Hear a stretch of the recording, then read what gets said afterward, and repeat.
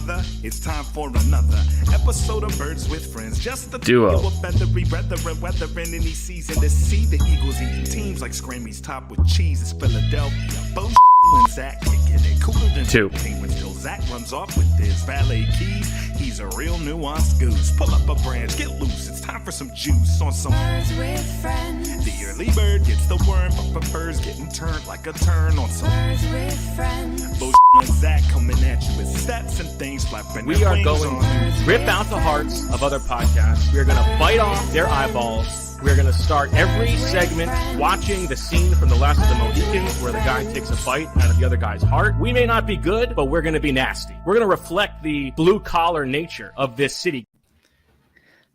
Hello, everybody, and welcome to Birds with Friends at 10:04 p.m. on a Sunday night after the Eagles' undressing of the Tennessee Titans, a 25-point dominating performance, 35-10 for the Eagles. They bounced back from rushing for over 350 yards by throwing for over 350 yards. First time a team has done that since 1987.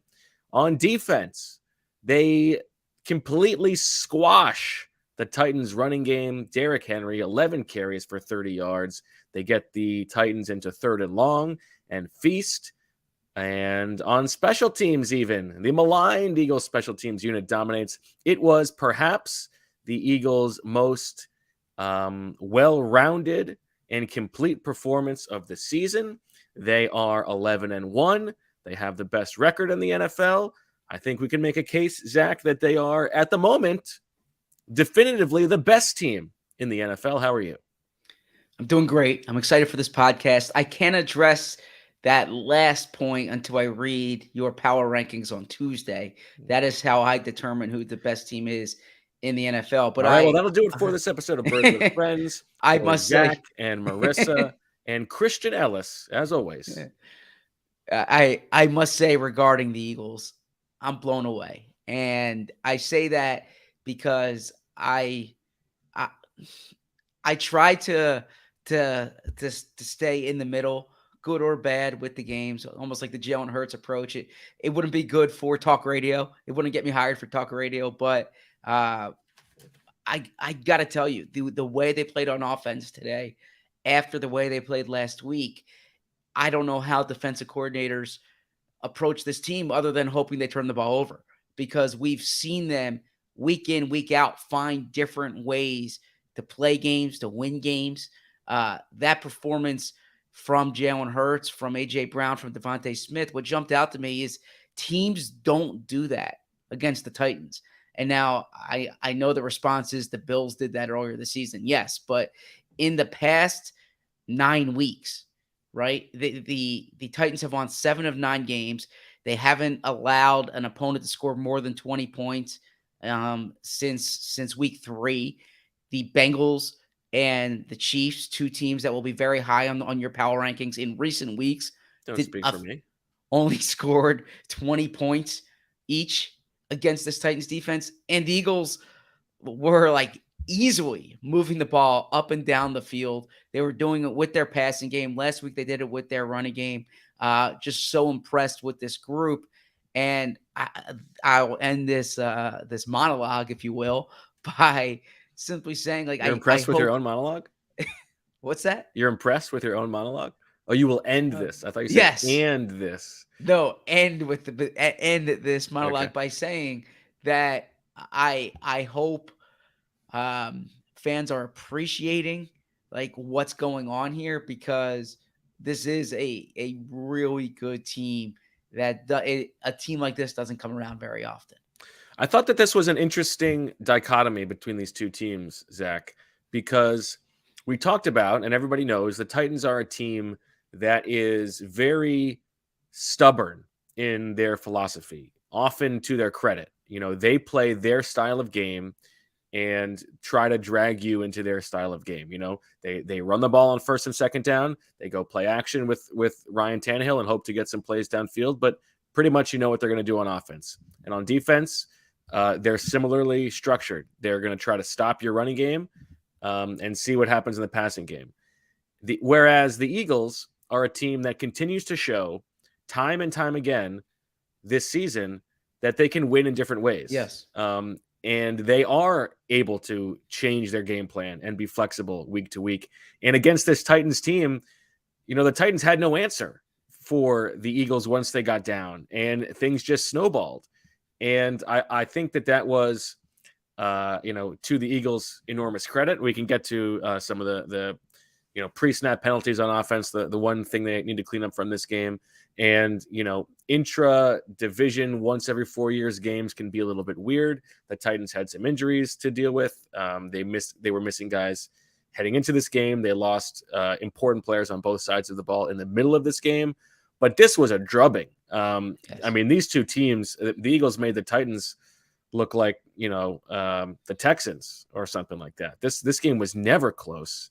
And as you said, on offense, the Eagles didn't really even bother trying to run the ball that much. Miles Sanders had 10 carries for 24 yards. And the Eagles dominated in the air. Jalen Hurts looks great. 29 of 39 for 380 yards, 3 touchdowns. Both A.J. Brown and Devontae Smith, as you said, go over 100 yards. I just, you said you're so impressed with this team. I think that was my takeaway too, is that, this was their most complete performance of the season. It was dominant. And still, it wasn't perfect, right? And, they still haven't played that, as Jalen Hurts likes to say. They're still chasing that standard, which they will never hit. But,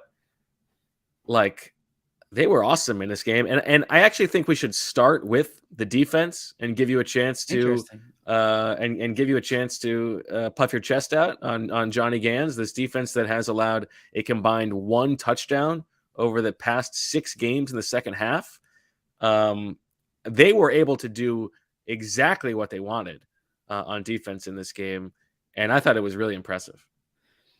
It's interesting you start there because the offense was my much bigger takeaway here. Everybody's going to talk about the offense, but yeah, I mean, look, this defense, they did what they're built to do, what they want to do, and they had one not very good drive the whole game basically, and that was extended by Ryan Tannehill running the ball, which I don't know how much they were kind of gearing up for that, right? But they took Derrick Henry out of the game.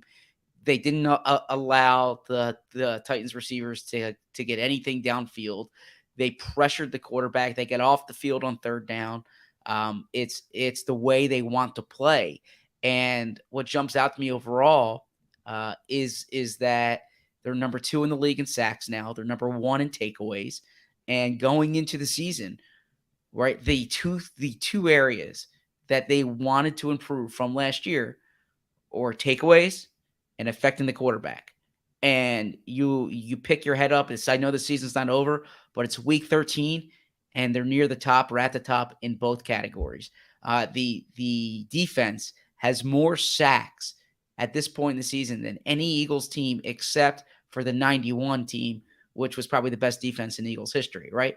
One of the best defenses in NFL history. So I know that some of it's bolstered by performances such as today a 6 sack performance. The game against Washington, they had a lot of sacks, but overall, you look at it, the poor games, the games that people are calling for Jonathan Gannon, those are far outnumbered this season by games such as today, when they set the tempo for the game. They don't allow the opponent into the end zone, really. They're forcing them off the field on third downs. They played into it, other than takeaways, right? You didn't see that today. But other than that, they did exactly what this defense is meant to do. And I thought that this was like if Jonathan Gannon was drawing up how this game was going to go, it was exactly to his plan, right? Because the Titans did mostly try to run the ball, especially when this game was still up in the air on first and second down. The Eagles were mostly able to keep them in third and long. And when the Titans had third and long, defining long as 6 yards to go or more, they were 0 for 9. They got sacked 4 times. And that's when the Eagles were able to really dominate and do exactly what, as you said, like what was designed. Now, in terms of like schematics, it didn't seem like they were doing a ton differently. TJ Edwards, after the game, said basically it was just we were winning our one-on-one matchups. The defensive line dominated.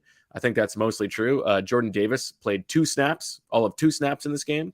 One of them next to Linval Joseph. So there was your big surprise. You got one snap of the two of them on the field at the same time. And they actually were able to, what I thought was interesting, they were able to stop the run demonstrably in this game while playing a lot of even fronts. It was not just loading up on the odd fronts, and sometimes this was against 12 personnel from the Titans. The Eagles were in even fronts more often than not, and they did a very good job. And I really do think it was like they were just winning up front. Yeah. And so credit to all of those guys. They're deep there.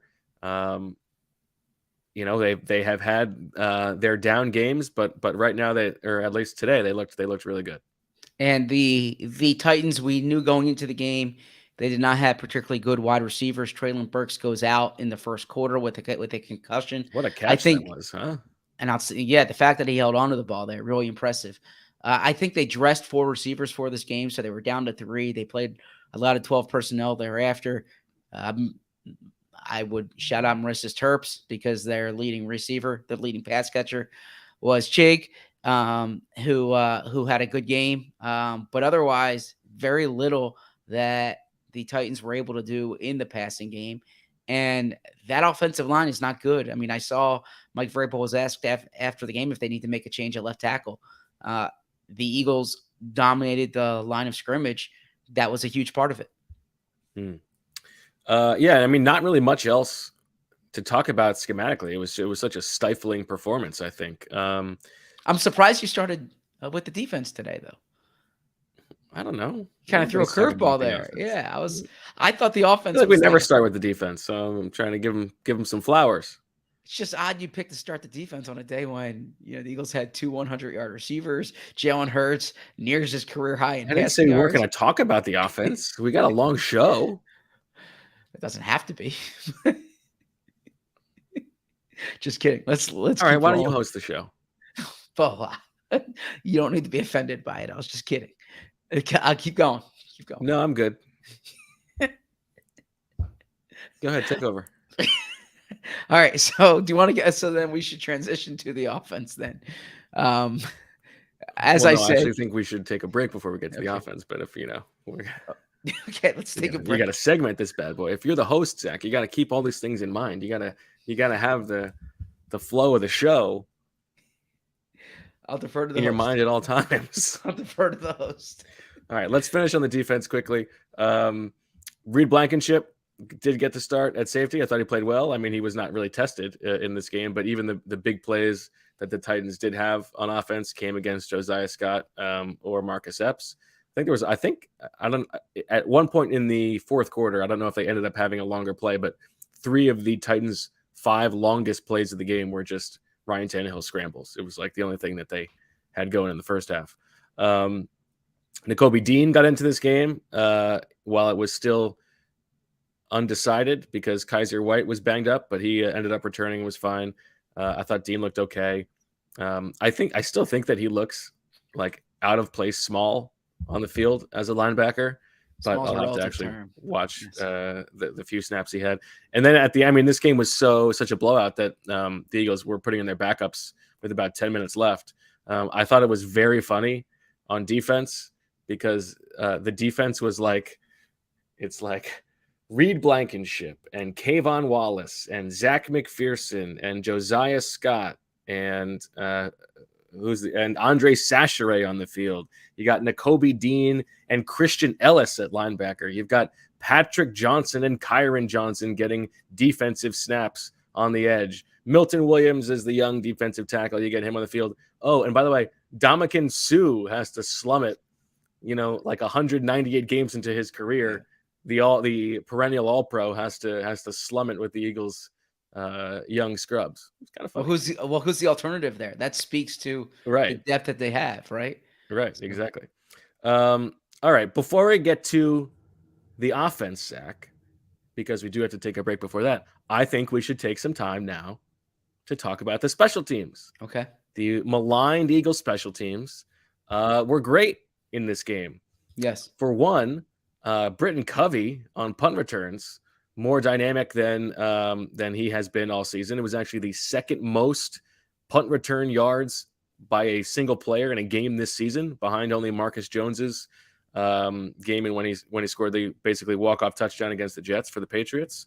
But even better than that was the kickoff coverage, which was very good, and the punt coverage as well. Now, Christian Ellis, who we teased as a possibility for a practice squad promotion, did get the practice squad promotion, made a few big plays. Nakobe Dean made a big hit in the open field. They looked very good. I talked to both Dean and Ellis about this after the game, whether there was anything different schematically that they were doing or anything like that. And Nakobe Dean just said the message all week from Michael Clay was energy and passion.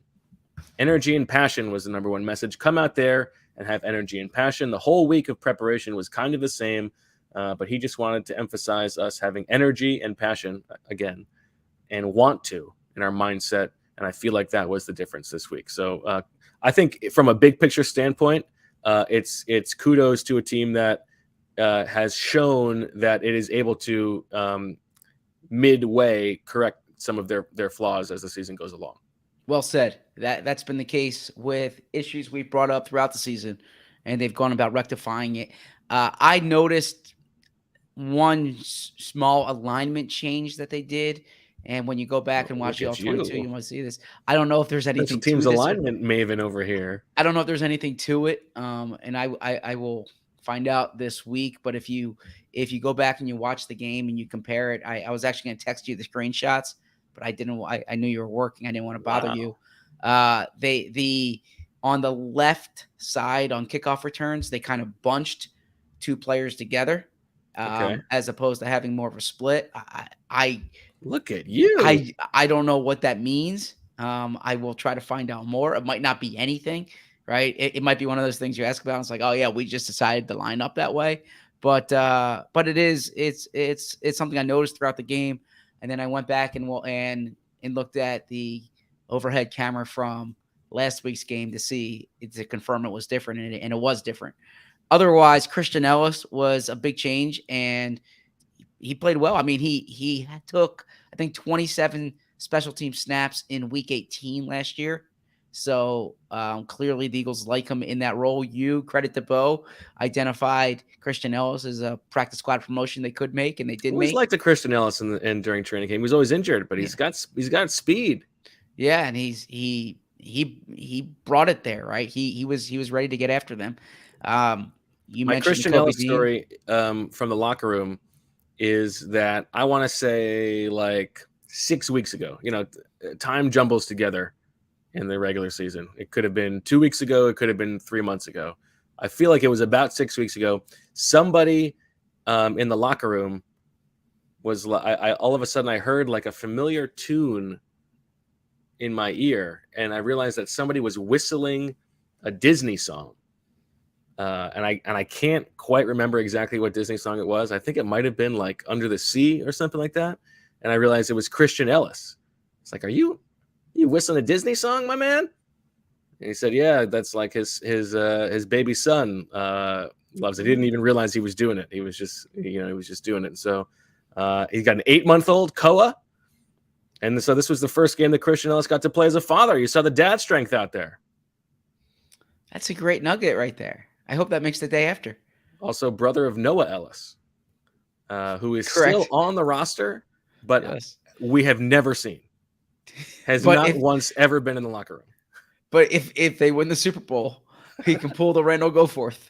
And at least Randall Goforth was in the locker room.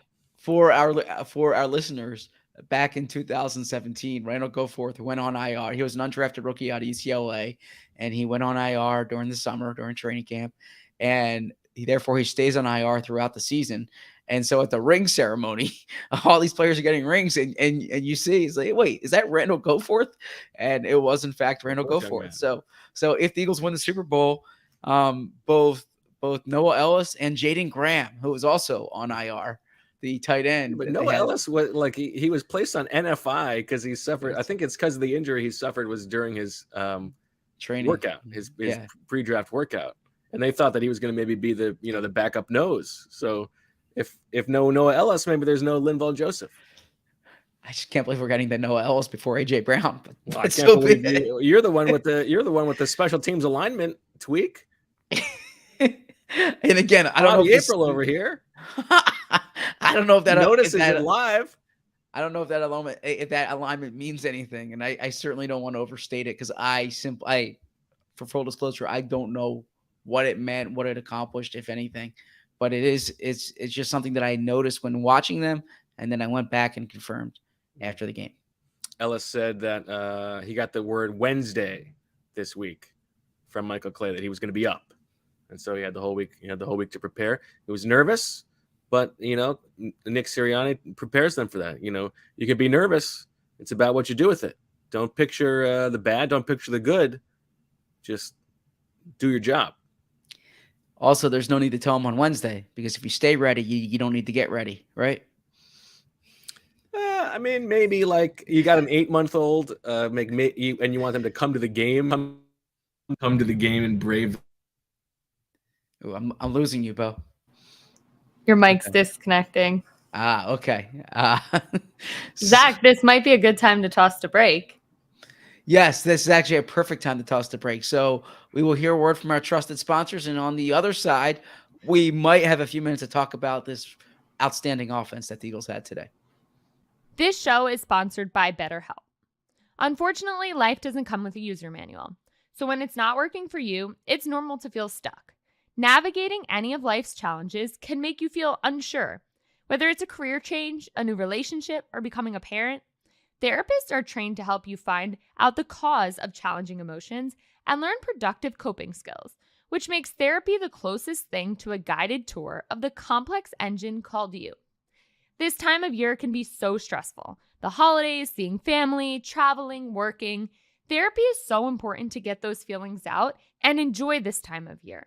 As the world's largest therapy service, BetterHelp has matched 3 million people with professionally licensed and vetted therapists available 100% online. Plus, it's affordable. Just fill out a brief questionnaire to match with a therapist. If things aren't clicking, you can easily switch to a new therapist anytime. It couldn't be simpler. No waiting rooms, no traffic, no endless searching for the right therapist. Learn more and save 10% off your first month at betterhelp.com/BWF. That's BETTERHELP.com/BWF. Are you wasting money on subscriptions? 80% of people have subscriptions they forget about. Maybe for you, it's an unused Amazon Prime account or a Hulu account that never gets streamed. There's this great app I use that helps me track all of my expenses, and because of it, I no longer waste money on subscriptions I don't even use. You might have heard of it. It's called Rocket Money, formerly known as Truebill. The app shows all of your subscriptions in one place and then cancels for you whatever you don't still want. Rocket Money can even find subscriptions you didn't even know you were paying for. You may even find out you've been double charged for a subscription. This has actually happened to me several times. To cancel a subscription, all you have to do is press cancel, and Rocket Money takes care of the rest. It's super easy. Get rid of useless subscriptions with Rocket Money now. Go to rocketmoney.com/birds. Seriously, it could save you hundreds per year. That's rocketmoney.com/birds. Cancel your unnecessary subscriptions right now at rocketmoney.com/birds. We are back on Birds with Friends. Still awaiting Bo, our outstanding host, and here is Bo. Bo, the floor is yours. Well, Zach, the Eagles, what an offensive performance. Some people might have led with this. We didn't. We saved it for the B block. Let's talk about Jalen Hurts passing for 380 yards. A.J. Brown against his former team, exacting the revenge that he so desired and downplayed during the week and admitted after the game that he really was searching for. Yes, A.J. Brown, who was awesome today. right? I mean, and he actually said he expected a better performance than what occurred. So did you. From You AJ? thought the 1,000 yards were coming. You thought he was going to get 169. Damn, you're fine. I didn't think they were coming. I simply said or I thought it was a good bet with the turkeys. I bid what, 2 turkeys on that? I don't know. So Sounds right. so both AJ Brown and Devontae Smith over 100 yards receiving. The first time the first time 2 players on the Eagles did that since 2018. First time 2 wide receivers did it since 2013. The Nick Foles 7 touchdown performance. So really impressive game from both of them. Obviously, we'll start with AJ. I don't want to bury the lead though, because Devontae Smith did do something very important in this game. Devontae Smith reached. We should have led with this. Devontae Smith reached 60 catches, which is quite the benchmark. And as our audience would appreciate, the last Eagles wide receiver to do that in back-to-back years was the person who made the 60 catch season famous on Birds with Friends. and that is Nelson Aguilar. Okay. And we gotta talk about this because Zach Devontae Smith gets 3 catches early, first drive of this game, which gets him to 59 on the season. And so Zach, the comedic genius that he is, tees up his tweet for whenever Devontae Smith gets his next catch. He's got this is going to be, Devontae Smith gets his 60 catch season for the second time, or whatever. I forget exactly what the words were. So Devontae Smith gets his 60th catch. Zach hits send on the tweet. He's been waiting to send. He relaxes. He takes a little load off. His work for the day is done. And then all of a sudden, out comes Mike Vrabel with the red challenge flag. And they go to the booth, and the catch is wiped away. Devontae Smith goes back down to 59 catches, and I believe never got another catch, did he? Or no, he did. He did. I know he did. He passed it shortly thereafter. So yes, that what Bo said is partially accurate. I didn't. Oh no, my tweet. I did no shimmy. I did not say my work was finished for the day. I simply said to Bo, I turned after Devontae Smith's touchdown, and I looked at his numbers, and I said, Bo, you're going to enjoy what comes next. And that is what he said. Yes. And I knew immediately. So for our newish listeners, and some of you might be, Bo Shio and I. Yeah, Bo Shio and I once got in a debate about, I think, Nelson Aguilar's career in Philadelphia. And I had mentioned that he has a 60 catch season, right? Twice. And Bo, as he is wont to do, was like, whoa, a 60 catch season. Like sending him to the Hall of Fame. Or Devontae Smith, 2 years in a row now, 60 catch season. But Devontae, if you look at his the fourth Eagle in history with back-to-back 60-yard seasons to begin his career. I like that stat. Can you name the other 3? I already asked you, but yeah, you already asked me. For the listeners, they don't know this. Can you remember them? Of course, I remember everything you say to me. Everything? Yeah, mostly. It's a bit of a red flag. That I listen. Well, red flags. Only when the Phillies aren't making minor transactional news. So it was Jordan Matthews, Deshaun Jackson, and Keith Jackson. Correct. So to shift to a serious note here with Devontae Smith, and we should talk about AJ, but on the Devontae Smith topic, he's on pace to have 80-plus catches, a hair over 1,000 yards this season. I think like 1,007 yards if you look at his per-game average over 17 weeks. Now, we don't know if they're going to play 17 games. There's a lot to it.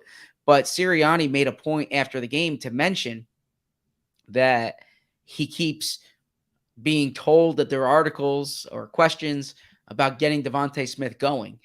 And his answer was he thinks Devontae Smith has been going. He said other than week 1, Devontae's been a steady player for them. and there have been ebbs and flows here, but in terms of targets and catches, he's been fairly consistent there. Today was He was notable. dominating today. Yeah. I mean, it was a little bit against McCreary and a little bit against their other backup corner, but he was wide open a ton of times. Yes. And Sirianni highlighted the first third down of the game, the route that Devontae ran there. Filthy. And that was a critical one. Hold on, I lost you there.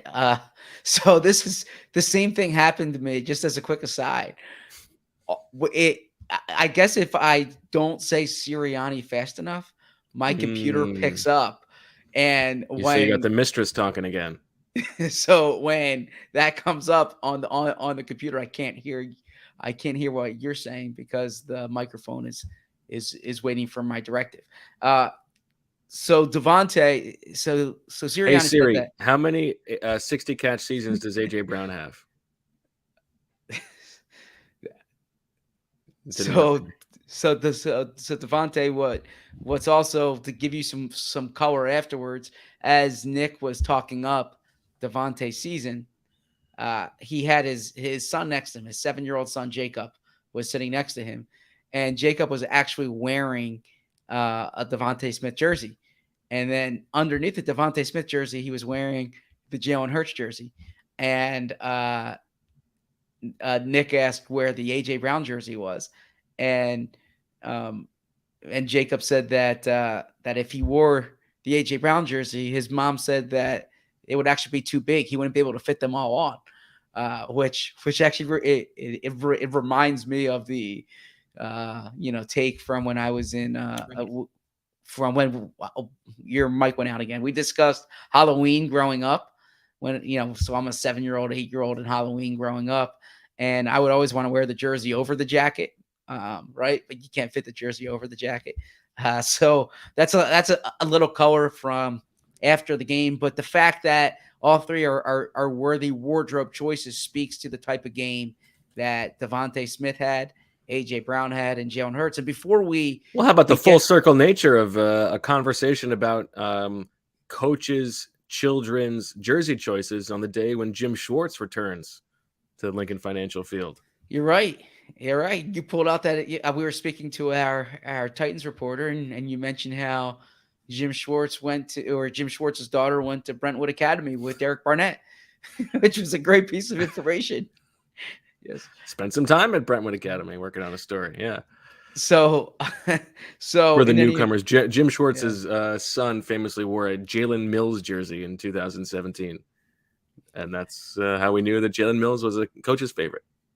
So the fact that Jalen Hurts threw for 380 yards, 3 touchdowns, ran for 1, was terrific in this game, and isn't really getting like the big treatment on the show, or I can't imagine he's going to be the headliner in tomorrow's stories. I have a story that just went up. I haven't read the edits yet on AJ Brown, but on the wide receivers, but it leads with AJ Brown.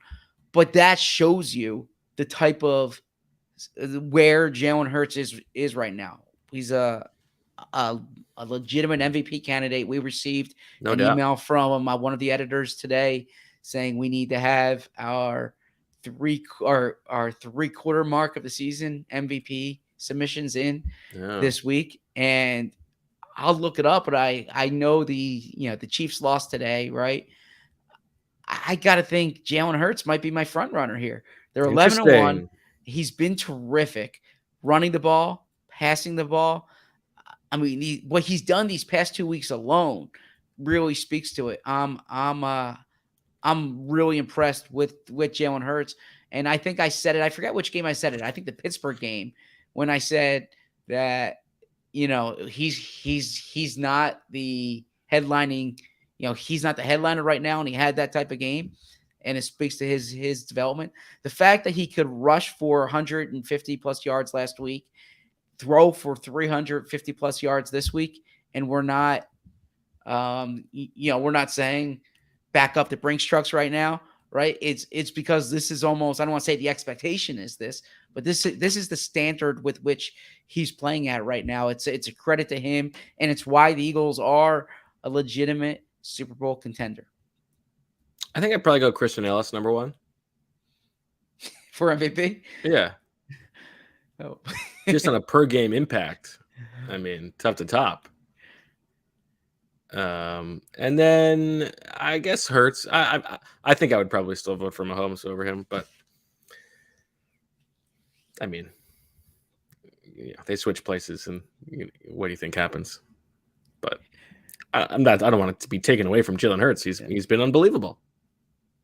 Yeah, that's he's been so consistent. How about and he takes care of the ball. To answer this question, Andy Shaw, when can they extend him? They can extend him at the start of the league year, so they can extend him in March, and we'll save that conversation for another day. But there are a lot of dynamics there, including. Well, we keep Lamar saying we're going to Jackson save the stuff. conversation. We got to have it eventually. Well, I think it's pretty clear that they're going to want to sign him. The question is when does he want to sign? Right? Does he wait for the Lamar Jackson contract to go down? Does he wait for a Joe Burrow contract to go down? There are a handful of dynamics there that are at play that could factor into this. But the question we had before the season was whether the Eagles would know. And I think I can say at this point, the Eagles know. We know, right? He is their quarterback going forward. Yeah, I think that's probably right. So AJ. Well, anything else? Because Jalen was really good in this game. Yeah. I mean, guys were running wide open. Mm-hmm. I did think it was funny. Like somebody asked Jalen in the post-game press conference because he throws that ball down the right sideline to AJ Brown for a 41-yard touchdown reception. I know it's technically 40 in the stat sheet, but that ball was on the 41-yard line. I agree. So I had to update that in the lead of my story, and I thought it was 41. I had it written down in the game. That ball was 41. absolutely on the 41. Yes. But they that was a weird stat. That was a weird stat change to make it a 40. Yeah, and wrong. So we like a thing that only you and I care about. However, it looked like a touchdown, and AJ Brown does his celebration, which we will get to because I'm a little bit uneasy about it. And then on the next play, he hits him for another one on a play where like AJ Brown just runs over a guy and is arguably offensive pass interference, but it's called for legal contact. And someone was like, asked Jalen Hurts, like, did you make a point of going back to AJ Brown for that touchdown pass after the first touchdown pass got called back? And like that play, like Jalen Hurts is holding the ball forever, and AJ Brown is like not his initial read and is just standing wide open. I don't think it was like, let's call a play for AJ Brown here. It was like, no, but oh, by the way, this guy's wide open. But the second touchdown of the AJ Brown's second touchdown it's kind of comparable to the Pittsburgh game in that AJ Brown didn't think they were going to throw him the ball there. Basically, they had it was like a cover. It was a cover 2 beater where AJ Brown if the corner so he runs a go, and if the corner stays where he is, then AJ Brown's the option. If the corner goes with AJ, then AJ's just kind of clearing it out for Devontae in that spot. And the corner went with AJ, and Jalen Hurts still threw him the ball. And AJ, like he said, he sees the ball coming. He's like, all right, I got to play it cool. And that's where the late hands came in. So that's what he said. And then Jalen Hurts was asked about it after the game, and Jalen said, I tell these guys all the time, the ball can come to you at any point. Be ready. They don't listen to me. But that's an example of it. AJ was not expecting the ball and just made what Jalen Hurts described as a grown man's catch there. But the replay of that catch is so funny. Like the close-up replay, like AJ Brown's like just jogging down the field, and he barely even moves his hands. He's completely blanketed, and he barely even moves his hands, and then just like throws them up, and the ball just lands right there. It was like that one little clip was very funny. It made me laugh. Yeah. But Jalen. All right, let's get to AJ. Oh, okay. Well, if you had something else to say on. No, the last thing I was going to say about Jalen, he had the rushing touchdown, but really didn't have to use his legs that much today. And perhaps that was a function of the Titans' game plan, right? Anyone who watched last week's game, the Titans staff included, probably were determined not to allow Jalen Hurts to beat them with his legs. Also, we spoke quite a bit on Friday's show about the disparity between Tennessee's passing defense and Tennessee's rushing defense. And I think we had the discussion, do you run the ball because that's your strength, or do you, the Eagles very clearly were determined to pass the ball. I think they thought they could pass the ball on the Titans. They didn't need Jalen to run the ball. And the fact that Jalen can do this in a game when his legs, they're a threat in the sense that Tennessee must account for them, but they weren't a threat in the sense that he went to it often, speaks to where Jalen is as a passer and where this passing game is as a passer. And this is actually a quick transition into the AJ conversation. But if you just want to see like where this offense is compared to where it was, week 13 of the 2020 season, Jalen Hurts, that's when Jalen Hurts went in for Carson Wentz. That was the game against the Packers. Okay, so same week 2 years ago. The Eagles had 2 wide receivers that game who caught passes, only 2. Greg Ward and Jalen Reagor. Okay, they had 3 other wide receivers who were targeted for passes: Alshon Jeffrey, John Hightower, and Travis Fulgham. Among those 5 players, wasn't there something? Sorry, go ahead. Wasn't there something very funny about the Alshon Jeffrey target in that game? Was that like the jump ball, or like he tried to jump and he wasn't able to jump, or something like that? I would have to look it up. Maybe so. That 2020 season is kind of a blur. But if you think so, of those 5, only one, Jalen Reagor, is on an active roster right now. I know Hightower, Fulgham, Ward are on practice squads. But what the Eagles have done on the first night of the draft the past 2 years, getting Devontae, getting A.J. Brown, the effect that it's had on this passing game, this is up there with the best duos in the NFL. I mean, Jamar Chase, T. Higgins is high on that list. There are a few others there, but AJ and Devontae Smith. Devontae Smith would be the top passing option on a lot of teams in this league, or some of the teams in this league. So the fact that the Eagles have both of them is a spot that Eagles fans haven't been in a long time. Okay, let's talk about A.J. Brown, because you wrote about A.J. Brown. You wrote about him earlier in the week. You followed suit.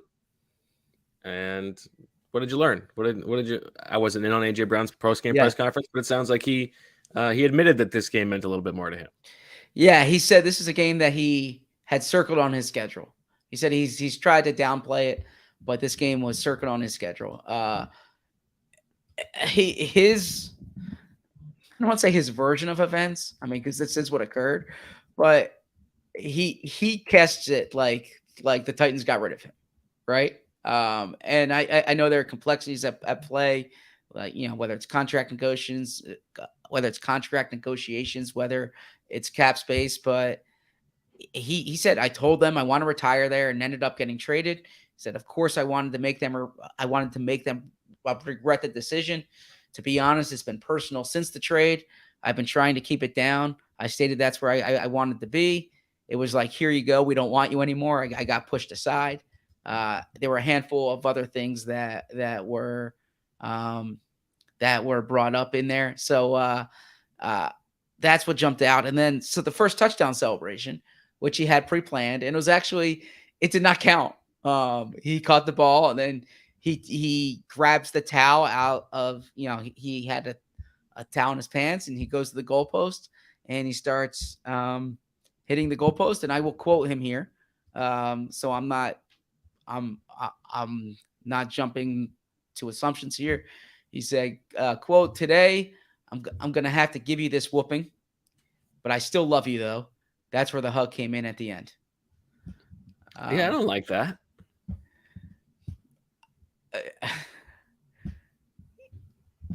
Okay. I mean, that's what happened. That makes me feel very uncomfortable. That's what happened. That's what happened.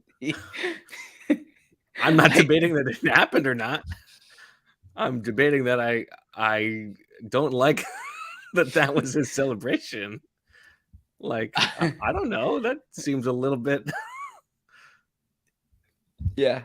I mean, Doesn't that make you a little queasy? I mean, look, I does it make me queasy? It doesn't. It's not like the first time I've ever heard of this before. So no, it doesn't. I'm not quite sure how I'm supposed to answer it. I wasn't queasy when it occurred. No. I don't know. I kind of yeah. was. Okay. I don't know. Yeah. I'm What's next? He gets the football and he starts spanking it. Yeah. So that. Please go on about why you were uncomfortable with it. Because I don't have much to contribute here. Yeah, it was his celebration. I understood the spirit behind it. Yeah, I don't think he's advocating for this. I don't know. I just think it was a message he wanted to convey. Yeah, it sure was. But I mean, I also thought that AJ Brown was awesome in this game, and this was an example of two teams, one that desperately could have used a player like AJ Brown. Now, Treylon Burks made an awesome touchdown catch. The guy who was drafted with the pick that they acquired in the AJ Brown trade, and then got knocked out of the game by Marcus Epps, which was kind of a scary moment. I didn't think a super dirty hit. I think he was just sort of leading with the shoulder, and Burks was coming into him. But it's hard to take yourself seriously as a team when you have a player like AJ Brown in his prime who wants to stay with the team, and you trade him, and then I think they got their sort of just desserts, having to go up against him, and he has a big game. Bless you. I waited to say bless you until Bo finished speaking. Thank you. Yeah, you are absolutely correct. The difference between the receiving cores was apparent today. Now, as you mentioned, Treylon Burks going out certainly has an effect to that, but that's a team that could could badly use AJ Brown, and he's changed this Eagles offense. He would change that Titans offense. They would certainly have more of an answer for it. So you're absolutely correct about it. All right. The thing we got to talk about for the offense that wasn't very good was the pre-snap penalties and the holding penalties. They had 11 penalties on offense in this game that were all either pre-snap or holding. Every single starting offensive lineman had a penalty in this game. They hit for the cycle. Jordan Mailata after the game was pretty down about this, pretty upset that, and he said they're all going to come in tomorrow and do some extra film work about it. The flip side to that is when they weren't false starting or holding, I mean, they dominated the Titans defensive line. Jalen Hurts was pressured at the lowest rate in any game this season that he has had. It was under 20%. He had so much time to throw on some of those downfield completions. There was not a lot of pressure on him at all, but it's one of those things where you excuse it because it was a game that they were dominating anyway. But if it was a closer game, you can't really afford to be quite so sloppy on offense. So regarding the penalties, and I don't know if this was a reason for it, but Mike Vrabel was pretty steamed about the officiating after the game as well. And he made a point that this, and I'm quoting him here, this crew is from all over. They just put this crew together today. So I don't know. And right. It's a hodgepodge crew. Yeah. And he was asked why they ended up putting it together. He said, I don't know. These are all great questions. You can go. He actually said, get the poll reporter, whoever that is, and go ask. that technically would have been me. Called you up by name. That's great. I did not know this was a hodgepodge crew. I can only you were imagine. Too busy focused on special teams X's and O's. I can only imagine my call to the league. Can you explain to me how this crew came together? Yeah, so because it's weird that Mike Vrabel is giving post-game press conferences when I thought he wasn't allowed to be the coach anymore. He wasn't allowed to be the coach anymore? Hey, see, as long as he's the coach of the team, AJ Brown's going to be on the team. Oh, yes. Well, I don't think that was Mike Vrabel's decision. He was actually asked today.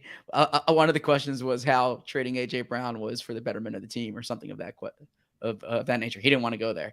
What was he so mad about, though? I mean, there was the he was AJ mad Brown about AJ touchdown, Brown's right? second touchdown. Okay. Yeah, and so he said Christian and Christian's being that's Christian Fulton has the right to the space. He said, I just know he said the defensive back has the right to that space. Did he take a charge? I don't know. Yeah, it was very much like a guy trying to take a charge in the open floor, and like his feet were shuffling, and he just got plowed over and still got called for a foul.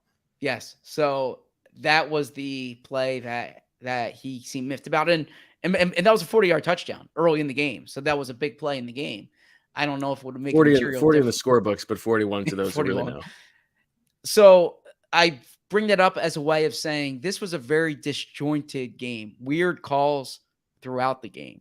And the pre-snap penalties that the Eagles had, they're inexcusable, but I wonder if that was part of the reason for it, because Vrabel did make that point after the game about the hodgepodge officiating crew.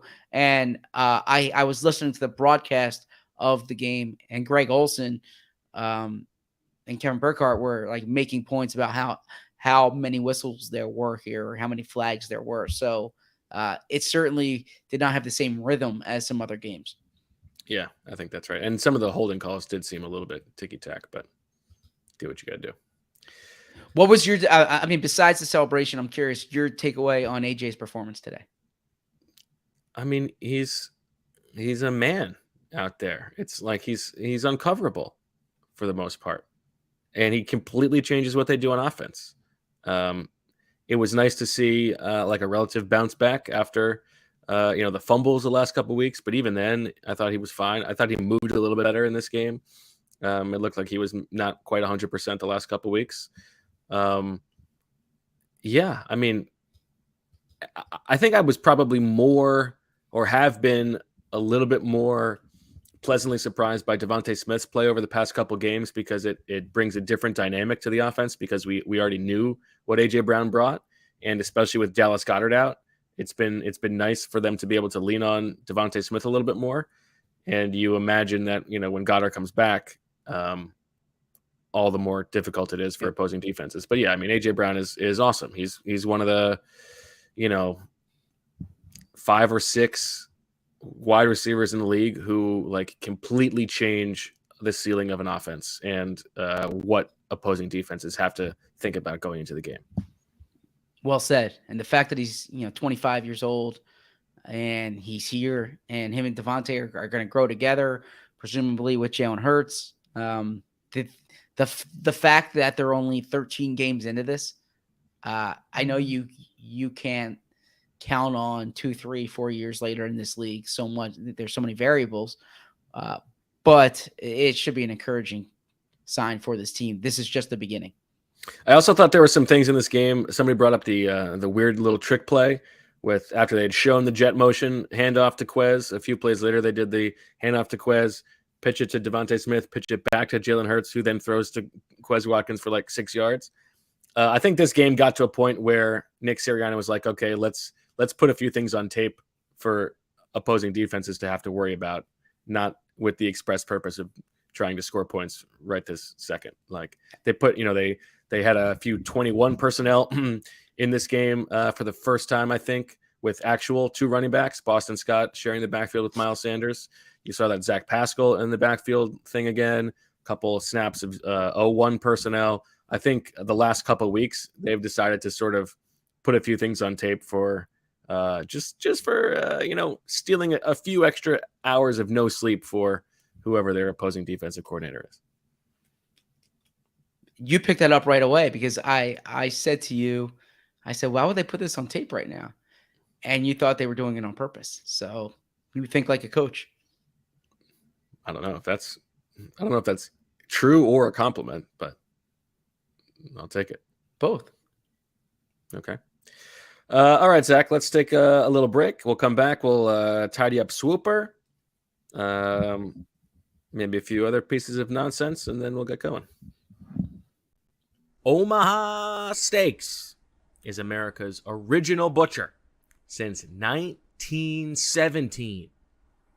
And a holiday gift that's guaranteed to be loved. We got a package the other day that arrived at my doorstep. What a pleasant surprise. Some Omaha steaks, some burgers, some chicken. It was unbelievable. It came frozen, put it in the freezer. We're taking them out bit by bit. Can't beat that. And guess what? You can receive the same gift, or you can deliver the same gift, because the holidays are here. Achieving gifting greatness. Well, that's when you give the gift of perfectly aged, tender, and delicious Omaha steaks. The steak experts at Omaha Steaks have put together special curated gift packages to help take the guesswork out of gifting and make you a holiday hero. Just go to omahasteaks.com and use code BIRDS at checkout to get $30 off your order. Send an assortment of mouth-watering favorites guaranteed to impress, like the legendary Butcher's Cut Filet Mignon, air-chilled boneless chicken, ultra-juicy burgers, and even easy-to-prepare comfort meals that are ready in a flash. Omaha Steaks is ready to ship your order right away, so shop early and beat the shipping rush. Go to omahasteaks.com and use promo code BIRDS at checkout. Omaha Steaks is a gift from the heart, a gift that will be remembered with every unforgettable bite. Order with complete confidence today, knowing you are ordering the very best. Visit omahasteaks.com. Use promo code BIRDS at checkout to get that extra $30 off your order. Minimum order may be required. You know what really gets my grouse? Cheap razors. The nicks, the cuts, the irritation. Give me a break with that garbanzo beans nonsense. Well, that's where Henson Shaving comes in.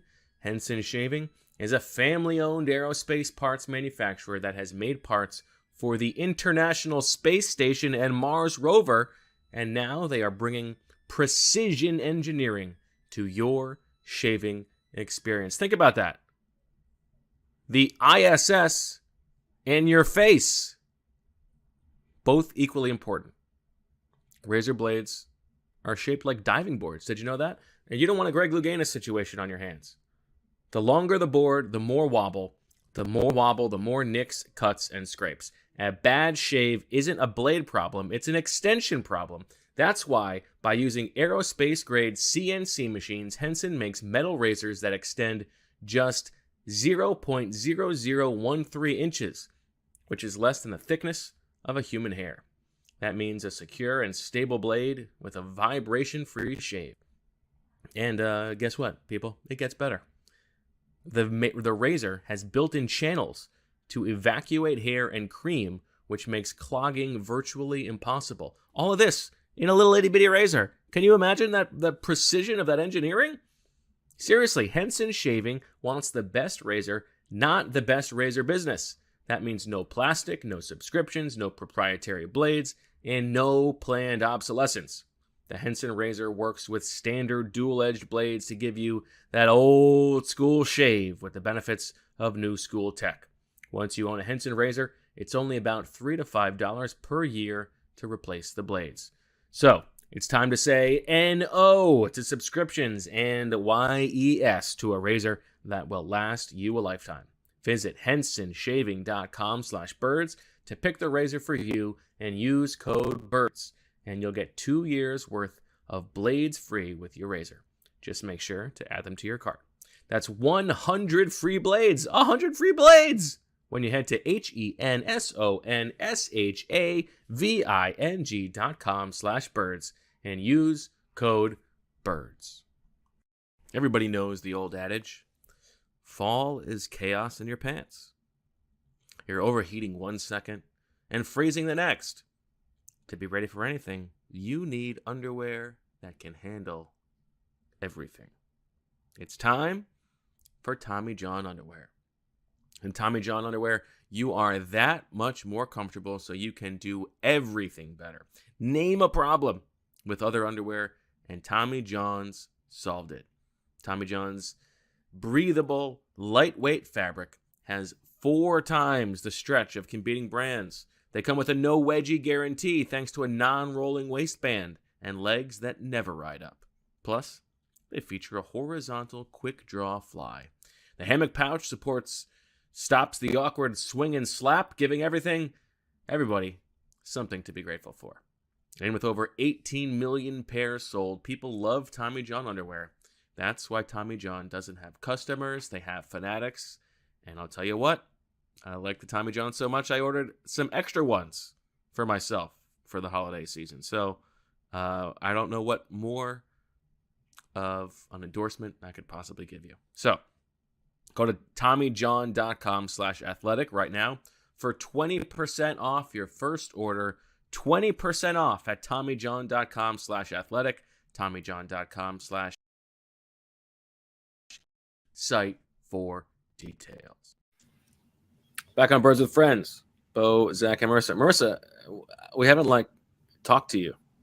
No, I'm listening. There's a lot to break down from this game. I was able to watch again this afternoon, so that was good. I'm very impressed. Obviously, like everything you guys said. Also, we talked about before the show started, like the 49ers losing Jimmy G. This team might have a pretty easy. I don't want to call it easy, but I don't know.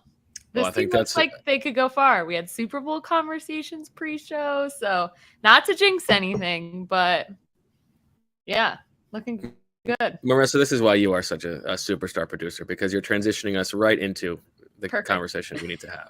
Perfect. Cowboys are on right now. Unfortunately, it looked like the Colts were going to hang in there, but Yeah, they've pulled away. Cowboys are going to win that game, and so the Cowboys are going to go to 9-3, 2 games behind the 11-1 Eagles. The Minnesota Vikings beat the Jets today. They remain 1 game behind the Eagles, although the Eagles hold a tiebreaker over them because of their head-to-head win. But I think most people would have said coming into this game that the 2 biggest threats in the NFC are the Cowboys and the Niners. Now, the Niners did win that game against the Dolphins today with Brock Purdy, Mr. Irrelevant, a player who was, I believe, identified on The Athletic as a potential late-round quarterback sleeper by somebody. I can't remember who. They won that game. But you would have to think that this probably saps the Niners of being Super Bowl contenders. Who knows? Maybe Brock Purdy is going to be the next Tom Brady. But, hopefully not from like a misleading selling snake oil like supplements standpoint or cryptocurrency hawking, but from maybe a football standpoint. The stakes for the Eagles season are have never been more clear, right? I think they're the best team in football right now. I think they can claim to be the best team in football right now, but that means nothing, and it guarantees nothing. For them now, it is all about what happens in the playoffs, and they have 5 games to secure the number 1 seed. And, as we all know, there's a huge difference in the playoffs now between having the number 1 seed and not. And for the Eagles, the potential of falling all the way down to the 5 seed would be borderline disastrous, having to win 3 road games potentially. That's what this is about. That's like the undercurrent of everything that happens now over the month of December. But Zach, do you feel like this is the team that will be the number 1 seed? Do you think they're going to be able to close this out over the final 5 games?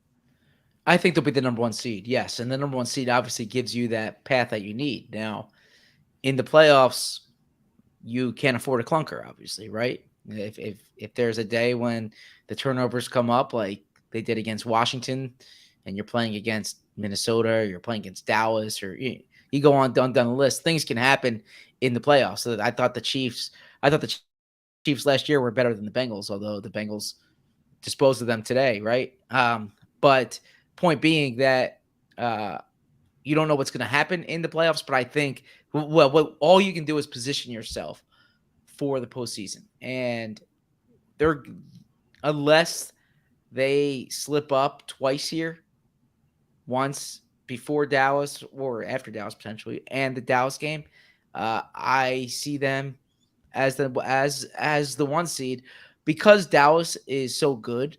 The margin for error there is very thin. Like the difference between first and second place in the division this year means the difference between a first round bye and 2 home playoff games to try to get to the Super Bowl and a wild card a wild card bid and presumably 3 road games to get to the Super Bowl. So the Eagles need that first round bye. Winning the division would be a little different if Dallas wasn't there, right? I mean, if Dallas was in a different division and they won the NFC East, and you don't get the bye, but you're the 2 seed, you still get a home playoff game. Point being, yeah, they still have work to do. And we can't all the way count out the Vikings, who are 1 game behind. They have a very easy schedule down the stretch. They play at Detroit, home against the Colts, home against the Giants, at the Packers, at the Bears. It's not crazy that they could go 5-0, even if that would be a bit ahead of their skis with a 15-2 record. But meanwhile, the Cowboys, as you said, the margin for error is slim. If that ends up in a tie, presuming that the Eagles would lose that December 24th game, then the Cowboys would have the edge. So the Eagles can't really afford to lose 2 more games. We'll see what happens, especially if one of those games is the Cowboys game. Zach, we've got some long-time fans who remember the too much Ertz conversation back when there was the anonymous reporting that the Eagles threw to Zach Ertz too much. And so every time the Eagles threw to Zach Ertz, I would just say, this is too much Ertz in the press box in a very annoying way. I'd like to let those fans in particular in on the new running gag in the press box where I annoy you every time Jalen Hurts throws the ball to Jack Stoll. It's funny. And It's I just funny. say, Yeah. oh, man, Jalen really trusts him. Every time. Yes. And that was a nod to Sirianni, who once said it over the headset about a pass to Jack Stoll. Correct. I think this is fun for the whole family. This is one that everybody can do and enjoy from the comfort of their own home or from the stands at the game. Yes. You can tell Jalen really trusts him. Yes. And it lands every time. Yeah, that's right. All right, let's close this bad boy out with Swooper. Do we have to? I mean, we have a show to do. He wants to. I know. If This you is want, crushing. I'm gonna have a nightmare over this. I mean, Marissa, you weren't even that close. I know. But still, it's crushing. I had all my scenarios up. This is like the Titans complaining about that passenger for that illegal contact call. Didn't make a difference in the game. I have to say, didn't have good feel. Like going into a game when you're like, not good feelings. Like you got the socks. I saw that they elevated Ellis, so I was like, this ain't looking good for me. But I had hope. I had a big lead to start this bad boy. Yeah. Zach only had 2 irons in the fire. A.J. Brown reaches 1,000 yards receiving for the season. He needed 169. He did not get that. Good effort. Good job. Nothing. But you also had the total amount of kickoff return yardage in the Eagles games this year surpasses 1,000 yards. One of the more bizarre, esoteric statistical nuggets we've had as a prompt. We needed 163 combined return yards in this game, and you nailed that bad boy, Zach. Kudos to you. Congratulations. It looked like there were. Did I? Okay. I actually didn't realize that. Let's see. Oh wait. I didn't. Yeah. Oh no, you didn't. Yeah. I was about to say. What was I looking at? It looked like before there were. I think you included punt returns maybe in there. Maybe that's what it was. Yeah. Okay. There's So 62 yards. never mind. You got shut out, Zach. Yes. Sorry. Tough noogie. My 1,000-yard theme. I was trying. I was trying to be cute, and it didn't work. So. That's okay. You live to fight another day. You got 9 turkeys to carry over for next week. Marissa, there are at least 3 touchdowns scored by players whose last name begins with an H. Unfortunately, I believe there were none. There was No, one. Jalen rushed for one. Oh, Jalen rushed for one. one. Okay, Yeah. sorry. Maybe I should get Sorry. a third of a point. I don't know. You know what? Sure. Why not? Miles Sanders reaches 1,000 yards rushing for the first time in his career. He needed 100. He did not get 100. He had like 20 something. The Titans score fewer points than the total number of turkeys bid on this item by all three players. You bid 10 for that. Zach bid 5. I bid 0. That meant that they had to score fewer than 15 points. Bingo, bango, bongo. You hit that one. The Eagles have their lowest time of possession of the season. That one definitely did not hit. And Jordan Davis plays at least 15 snaps. He played 2. So 1 for you. I had an Eagles player plays in his first game of the season. Christian Ellis. Check. The same team will have possession at both 2-minute warnings. The Eagles in the first half, the Eagles in the second half. Check. The Eagles wear white socks. Check. There is either a safety or a touchdown of at least 80 yards. Didn't happen. The Eagles win the game. Check. A blowout victory. It's probably how boy. the Titans felt today. I go right to now. 8 points on the season. Zach at 3, Marissa at 1. Really, it worked out better for you guys that I won that last one because I didn't need it. And now I'm at a turkey disadvantage moving forward. Yeah, So I'm happy I didn't win that one. you're welcome. I will go in with only 17 turkeys next week. 24 from Zach, Marissa. we have to win next week. 33 from Marissa. We have to come up with some good. I need the chat to really help us out.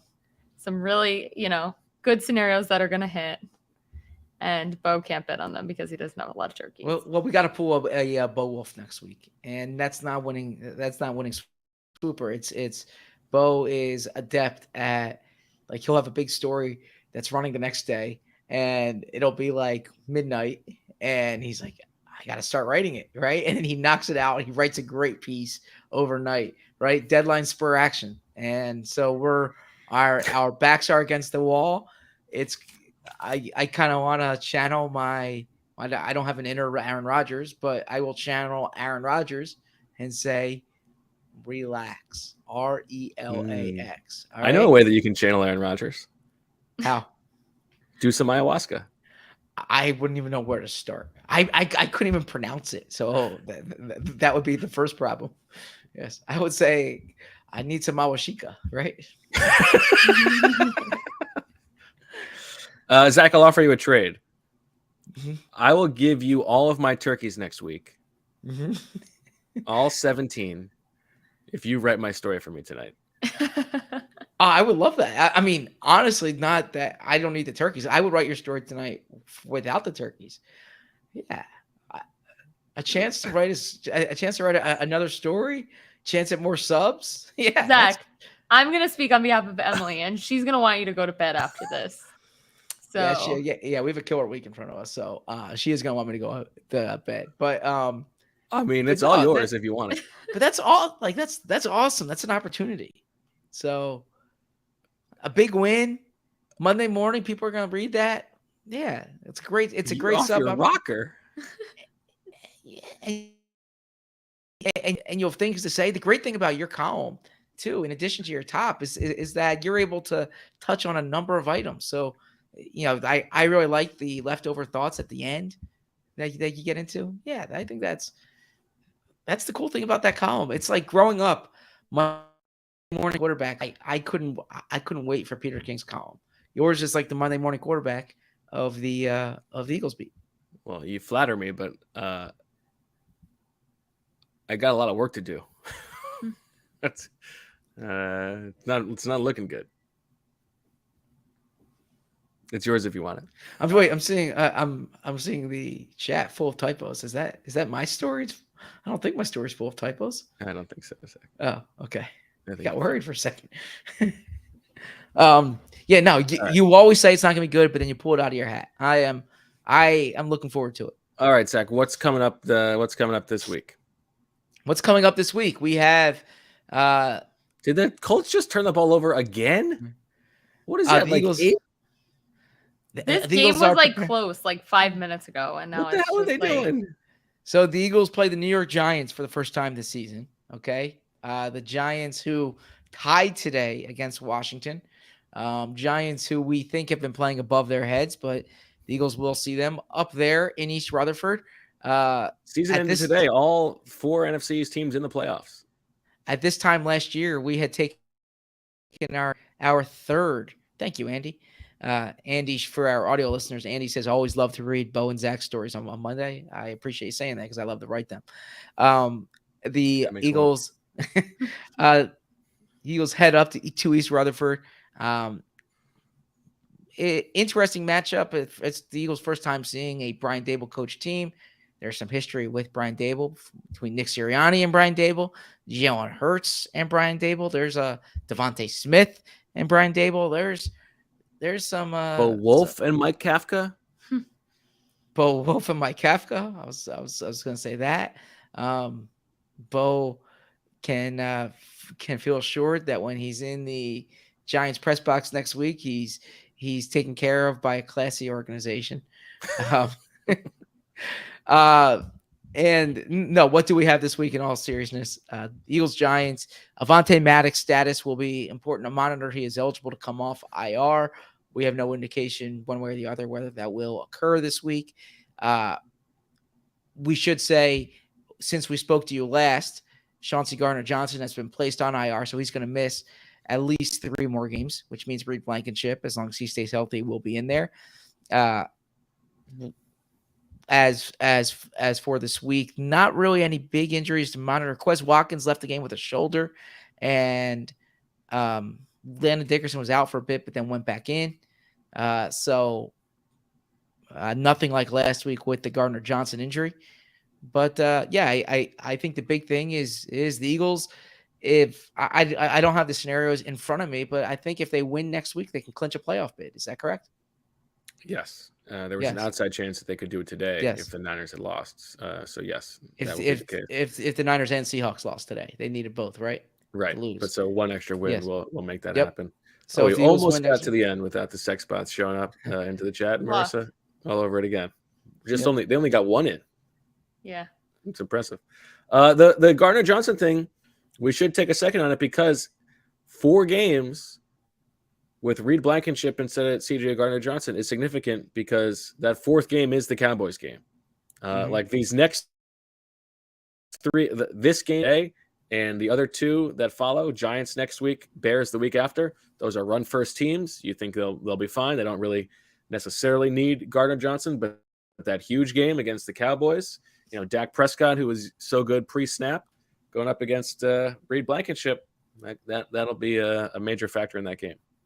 And if you like to bring this all full circle, if you like the topic of revenge games, then Chauncey Gardner-Johnson is eligible to come off IR on January 1st against the New Orleans Saints.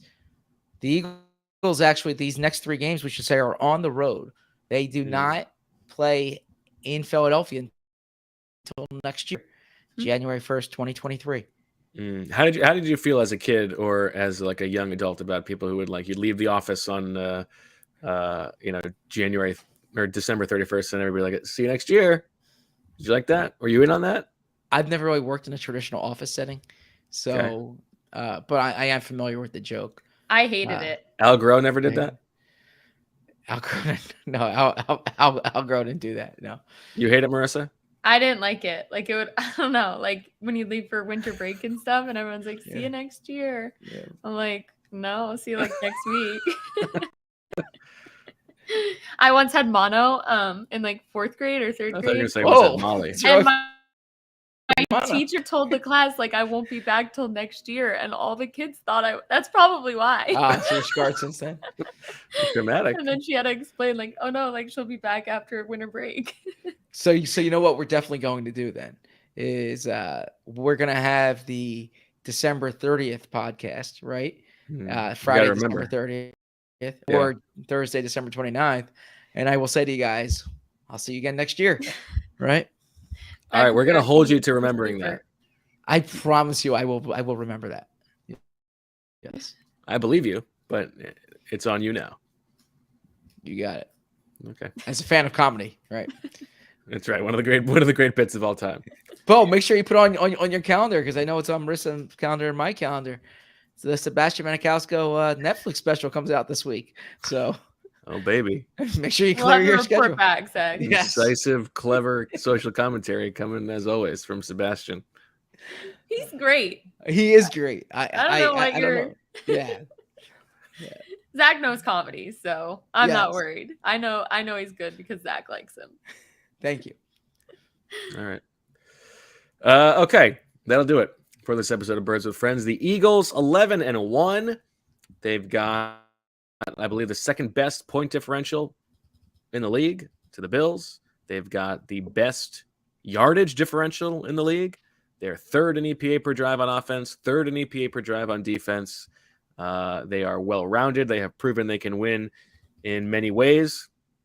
They are very good. They are right now the best team in the league. We'll see how long that lasts, but a good day to be an Eagles fan and to celebrate the season that has been so far. So we will be back on Tuesday or Wednesday at some point to talk about the Eagles dipping their beaks back into the NFC East schedule, the first of 2 showdowns with the New York Giants.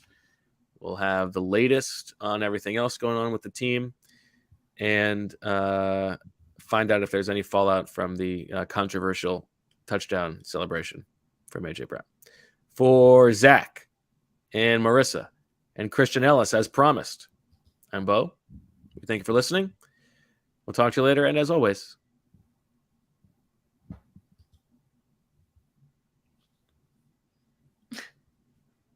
we love you.